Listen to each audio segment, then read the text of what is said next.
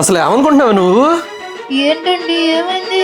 అసలు ఇంట్లో పాలు పొంగినా, పెరుగు తోడుకపోయినా, బుద్ధింక కనపడినా, బెల్లి అరిచినా, ఫ్యాన్ తిరగపోయినా, మిక్సీ ఆడకపోయినా, తుమ్మినా దగ్గినా అన్ని చాలా చేస్తున్నావు వెంట నేను ఈ అమ్మకి. అది కాదండి. అది కాదంటే మీ అమ్మాయి అడుగడుక్కి నాకు ఫోన్ చేసి, బాబు మిక్సీ పాడైపోయిందంట, కొంచెం చేపించు బాబు, అమ్మాయి కష్టపడిపోతుంది బాబు, ఇంట్లో బల్లులు తిరుగుతున్నాయంట, కొంచెం చూడు బాబు, బాబు ఇంట్లో బొద్దింకులు వచ్చాయంట, అమ్మాయికి భయం బాబు, కొంచెం చూడు బాబు అని అడుగడుక్కి నాకు ఫోన్ చేసి సావదొప్పుతుంది. ఆఫీస్లో నాకు ఈ టార్చర్ ఏంటి? సర్లేండి ఇంకా చేసి చెప్పనులే.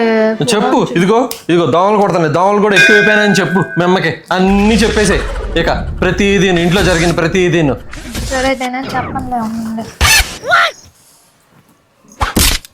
హలో హలో బాబు, ఏంటి మరీ దోమలు బాగా ఎక్కువగా ఉన్నాయంట?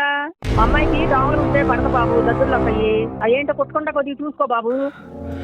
అబ్బా, మా ఆవిడకి మా అత్తగారికి డేటా ట్రాన్స్ఫర్ చేసుకోవడానికి ఒక ఫ్రాక్షన్ ఆఫ్ సెకండ్స్ కూడా పట్టట్లా. పాపం ఈ విషయం తెలియక సుందర్ పిచ్చే 1000 కోట్లు ఖర్చు పడుతున్నాడు ఆ సీ కేబుల్లో డేటా ట్రాన్స్ఫర్ చేయడానికి.